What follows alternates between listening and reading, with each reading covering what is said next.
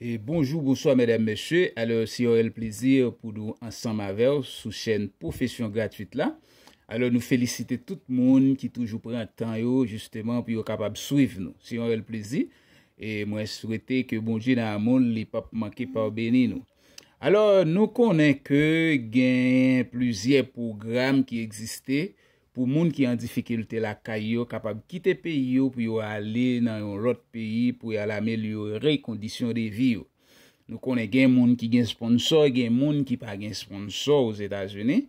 Alors, il y a un pile de gens qui inscrit pour chercher sponsor pour eux-mêmes. Alors, je pense que lorsque c'est chercher, on va chercher un bagage pour eux-mêmes, il y a deux possibilités. Vous pouvez joindre, vous pouvez pas joindre. Tout simplement, n'a gardé la foi nous. Alors ça pour nous te faire étant que l'homme nous fait reste bagay yo même yo nan men bon Dieu. Parce que si nous te gen sponsor déjà aux États-Unis, tout simplement nous pas besoin inscrit pour chercher pour nous-mêmes, nous t'a tout checker moun nous gen aux États-Unis yo t'a fait pour nous. Mais puisque nous pas gen moun nous oblige à prendre chance nous dans l'autre organisation qui baille tête yo pour ça. Alors faut que nous dire par rapport à programme Biden ça yo, il y a l'autre programme qui existait. Par exemple, nous tendez Canada lui-même, li pral accueillir 15 000 réfugiés la Kaili au Canada. OK? Li pral accueillir 15 000 réfugiés la Kaili aux États-Unis. Alors, qui est-ce qui a engendré le programme ça? Nous connaissons le président américain lui-même, Biden, il a fait une visite aux États en Canada, justement pour être capable de contrôler les relations de pays par rapport à frontières ça qui partageait les deux pays Canada et aux États-Unis. Alors programme ça lui-même li vini c'est par rapport à fermeture frontière, nous connaissons un pile monde qui sorti si tout Mexique entré aux États-Unis, les arrivé au choisi entrer Canada justement pour être capable de joindre asile plus facile. Alors, monsieur même choisi fermer frontière ça, mais pendant que vous fermez frontière, il y a opportunité qu'on y a là, yon moun qui pas Mexique, qui n'importe l'autre côté, et bien ou ka une chance de rentrer au Canada par rapport à 15 000 réfugiés pour l'accueillir au Canada.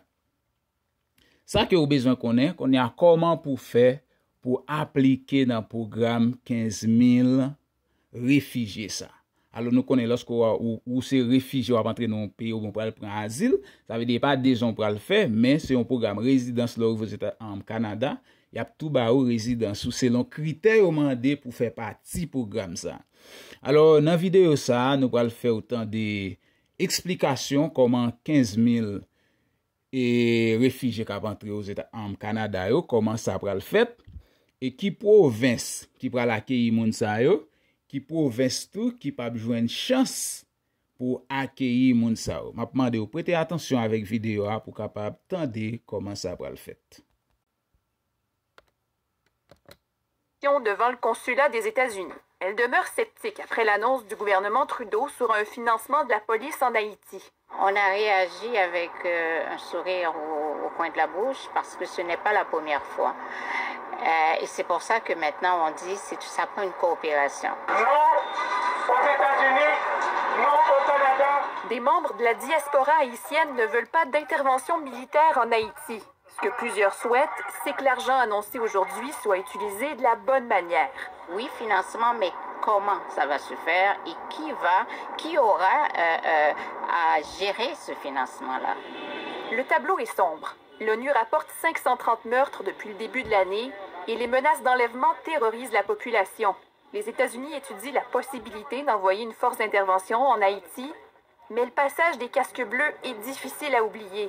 Ils ont perpétré des agressions sexuelles et transporté le choléra. L'expérience des différentes missions des Nations Unies est là pour démontrer que ces interventions ont des impacts très limités. Selon le sociologue Frédéric Boiron, le Canada et les États-Unis ont intérêt à agir. C'est un pays qui est une poudrière, qui produit des demandeurs d'asile et ça se mesure aussi ici. On le sent. Financer la police est la solution la plus réaliste. Actuellement, un policier qui est bien payé en Haïti gagne 12 $ canadiens par jour pour risquer sa vie. Pour que cette stratégie-là fonctionne, c'est pas seulement de former les policiers et de bien les payer, il faut aussi qu'ils soient mieux armés que les gangs. If I look at the gangs, the ammunition and the weapons that the gangs have, they are very modern. They totally outsmart the national police. They need better equipment. They need the training. They need the support from the international community to be able to do their jobs. Le Canada impose également des sanctions supplémentaires à 2 membres de l'élite haïtienne, ce qui porte à 19 le nombre de personnes sanctionnées par le Canada. Ici Marie-Isabelle Rochon, Radio-Canada, Montréal. En contrepartie, le Canada a accepté d'accueillir 15 000 réfugiés. Est-ce que vous avez des détails là-dessus? Est-ce que le Québec va en prendre? Comment ça va se faire? Bien, le fédéral nous a confirmé effectivement ce nombre de 15 000 demandeurs d'asile. Moi, j'ai indiqué que le Québec avait déjà fait sa part amplement avec les demandeurs d'asile qui sont arrivés au cours des derniers mois. Donc, on demande à ce que ces 15 000 personnes additionnelles soient redirigées vers d'autres provinces, considérant que la capacité d'accueil... Le Québec veut 0 des 15 000. Notre capacité d'accueil est déjà atteinte, voire dépassée. Donc, voilà, ces 15 000 personnes additionnelles, il n'y a pas possibilité pour le Québec. Même des francophones dont on a besoin dans plusieurs postes. Quand on parle de capacité d'accueil, il s'agit d'un toit, il s'agit d'un accès à des services gouvernementaux. Donc, quelle que soit la langue parlée, si la capacité d'accueil n'est pas là, elle n'est pas là. Donc, ça suit cette logique-là. Asma Heurteloup prépare une manifestation devant le consulat des États-Unis. Elle demeure sceptique après l'annonce du gouvernement Trudeau sur un financement de la police en Haïti. On a réagi avec un sourire au coin de la bouche parce que ce n'est pas la première fois. Et c'est pour ça que maintenant on dit que ça prend une coopération. Non aux États-Unis, non au Canada. Des membres de la diaspora haïtienne ne veulent pas d'intervention militaire en Haïti. Ce que plusieurs souhaitent, c'est que l'argent annoncé aujourd'hui soit utilisé de la bonne manière. Oui, financement, mais comment ça va se faire et qui aura à gérer ce financement-là? Le tableau est sombre. L'ONU rapporte 530 meurtres depuis le début de l'année et les menaces d'enlèvement terrorisent la population. Les États-Unis étudient la possibilité d'envoyer une force d'intervention en Haïti, mais le passage des casques bleus est difficile à oublier. Ils ont perpétré des agressions sexuelles et transporté le choléra. L'expérience des différentes missions des Nations Unies est là pour démontrer que ces interventions ont des impacts très limités. Selon le sociologue Frédéric Boiron, le Canada et les États-Unis ont intérêt à agir. C'est un pays qui est une poudrière, qui produit des demandeurs d'asile et ça se mesure aussi ici. On le sent. Financer la police est la solution la plus réaliste. Actuellement, un policier qui est bien payé en Haïti gagne 12 $ canadiens par jour pour risquer sa vie. Pour que cette stratégie-là fonctionne, c'est pas seulement de former les policiers et de bien les payer, il faut aussi qu'ils soient mieux armés que les gangs. If I look at the gangs, the ammunition and the weapons that the gangs have, they are very modern. They totally outsmart the national police. They need better equipment. They need the training. They need the support from the international community to be able to do their jobs. Le Canada impose également des sanctions supplémentaires à 2 membres de l'élite haïtienne, ce qui porte à 19 le nombre de personnes sanctionnées par le Canada. Ici Marie-Isabelle Rochon, Radio-Canada, Montréal. En contrepartie, le Canada a accepté d'accueillir 15 000 réfugiés. Est-ce que vous avez des détails là-dessus? Est-ce que le Québec va en prendre? Comment ça va se faire? Bien, le fédéral nous a confirmé effectivement ce nombre de 15 000 demandeurs d'asile. Moi, j'ai indiqué que le Québec avait déjà fait sa part amplement avec les demandeurs d'asile qui sont arrivés au cours des derniers mois. Donc, on demande à ce que ces 15 000 personnes additionnelles soient redirigées vers d'autres provinces, considérant que la capacité d'accueil... Le Québec veut 0 des 15 000. Notre capacité d'accueil est déjà atteinte, voire dépassée. Donc, voilà, ces 15 000 personnes additionnelles, il n'y a pas possibilité pour le Québec. Même des francophones dont on a besoin dans plusieurs postes. Quand on parle de capacité d'accueil, il s'agit d'un toit, il s'agit d'un accès à des services gouvernementaux. Donc, quelle que soit la langue parlée, si la capacité d'accueil n'est pas là, elle n'est pas là. Donc, ça suit cette logique-là. Asma Heurteloup prépare une manifestation devant le consulat des États-Unis. Elle demeure sceptique après l'annonce du gouvernement Trudeau sur un financement de la police en Haïti. On a réagi avec un sourire au coin de la bouche parce que ce n'est pas la première fois. Et c'est pour ça que maintenant on dit que ça prend une coopération. Non aux États-Unis, non au Canada. Des membres de la diaspora haïtienne ne veulent pas d'intervention militaire en Haïti. Ce que plusieurs souhaitent, c'est que l'argent annoncé aujourd'hui soit utilisé de la bonne manière. Oui, financement, mais comment ça va se faire et qui aura à gérer ce financement-là. Le tableau est sombre. L'ONU rapporte 530 meurtres depuis le début de l'année et les menaces d'enlèvement terrorisent la population. Les États-Unis étudient la possibilité d'envoyer une force d'intervention en Haïti, mais le passage des casques bleus est difficile à oublier. Ils ont perpétré des agressions sexuelles et transporté le choléra. L'expérience des différentes missions des Nations Unies est là pour démontrer que ces interventions ont des impacts très limités. Selon le sociologue Frédéric Boiron, le Canada et les États-Unis ont intérêt à agir. C'est un pays qui est une poudrière qui produit des demandeurs d'asile et ça se mesure aussi ici. On le sent.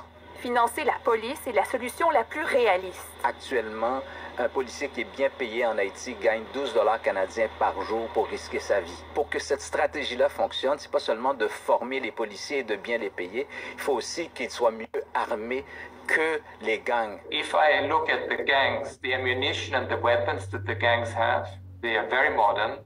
They totally outsmart the national police. They need better equipment. They need the training. They need the support from the international community to be able to do their jobs. Le Canada impose également des sanctions supplémentaires à 2 membres de l'élite haïtienne, ce qui porte à 19 le nombre de personnes sanctionnées par le Canada. Ici Marie-Isabelle Rochon, Radio-Canada, Montréal. En contrepartie, le Canada a accepté d'accueillir 15 000 réfugiés. Est-ce que vous avez des détails là-dessus? Est-ce que le Québec va en prendre? Comment ça va se faire? Bien, le fédéral nous a confirmé effectivement ce nombre de 15 000 demandeurs d'asile. Moi, j'ai indiqué que